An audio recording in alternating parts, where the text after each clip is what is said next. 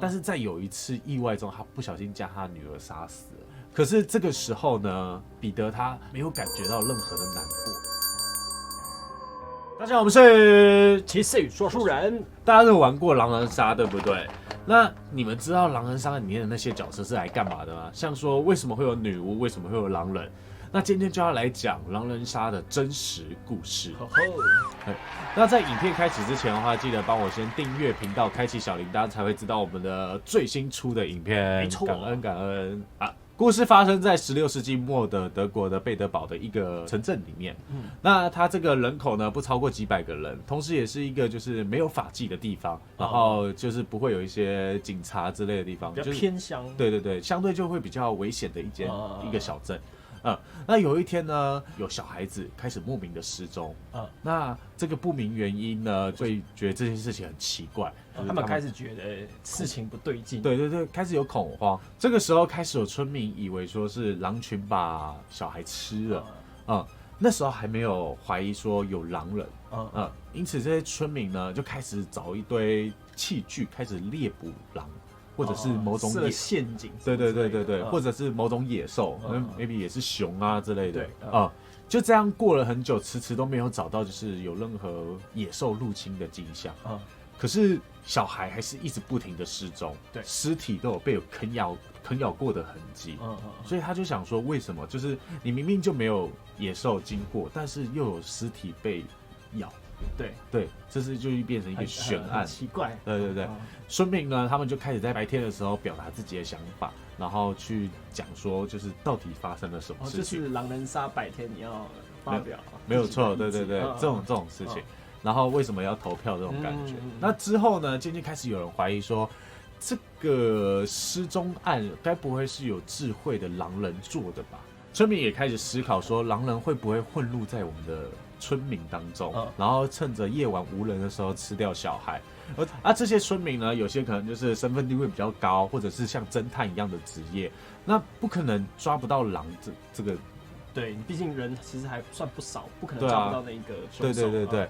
然后就有人开始在想说，是不是有女巫在里面暗中作祟？对，然后偷偷施法，然后让狼人不被发现，这样子。16世纪算。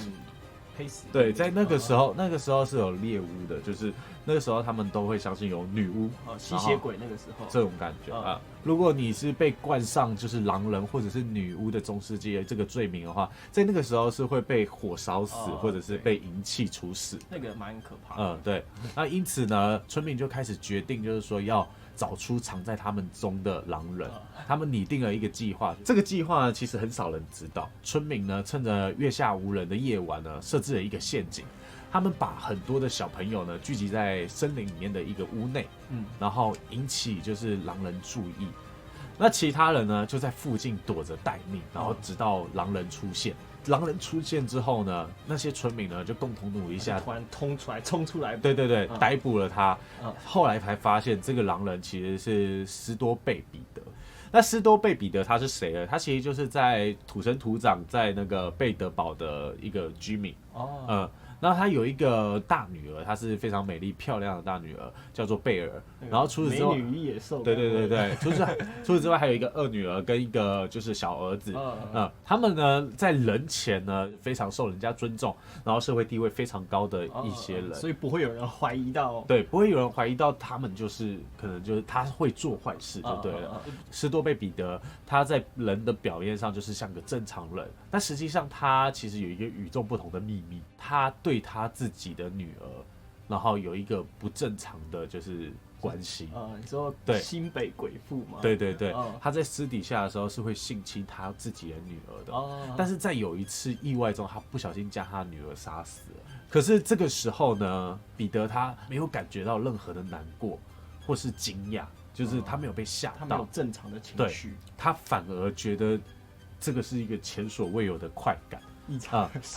对，他因为这样子好上瘾了，开始出现了就是虐杀的想法。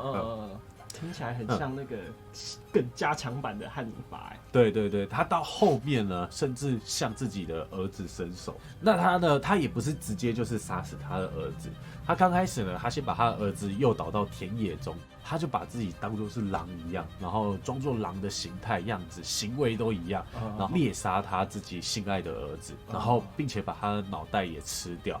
成为他自己觉得最美味、最精致的食物，然后以满足他自己的贪念跟那个食欲。真的听起来跟那个汉尼拔一样，对，而且很像那个他吃小孩这件事，很像我们之前讲那个但丁地狱里面那个，里面不是有一个男爵吗？然后他会讲他吃掉小孩自己的过程。对，就很像那个感觉。然后就是开始把这些感觉就是变得很像 SOP， 然后有仪式感的感觉，然后去炫耀的，有一种感觉，有那个心里会有这种满足感。我知道很多心理变态会这样子。对。但是呢，他在逍遥法外还是有个期限在的。那斯多贝彼得他吃掉他的儿子之后呢，他在森林中游荡，然后遇到了几个正在玩耍的小孩。他看到他们的时候，他来不及就是把自己的就是身上的血迹啊之类的那些东西都还来不及擦掉。那些小孩呢，看到当然就跑，跑掉的时候就直接跑到那个村中求救。那跑到村中求救之后，那些待命的村民呢，就纷纷包围着他，然后终于抓到这个疯狂的食人魔。有目击者看到说，就是斯多贝彼得最后的时候是从狼变成他的人的样子。他不是从人变狼，他是从狼变回人的样子。对，因为他刚杀完他儿子。可是这其实有一个问题，就是说他们在那阴森的森林里面，他们不见得见到的是斯多贝彼得，他可能见到的就是只是真正的一头狼，然后后面遇到了他，是不是说他真的是从狼变成人的，然后去这样子推测他？搞不好人家只是体毛比较多，也有可能就是长得比较毛一点，然后就被抓走。可是，在被捕之后呢，斯多贝彼得他当然就是直接被拉到彼得堡镇上的那个行刑台上面，所以他非常害怕。可是他因为害怕，说就自愿的供出了很多他犯罪的行迹因此我们会知道说很多细节，还有前面刚刚讲到他乱伦和谋杀他的亲儿子吃肉的这些传闻。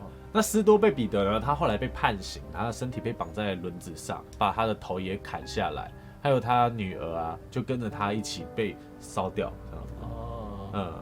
那女儿很无辜啊，其实就是他们会觉得说你有这个血，你是狼人，那诅咒的血脉，对，那你的女儿也有可能是狼人，万一就一起被杀掉，不要放虎归山。对。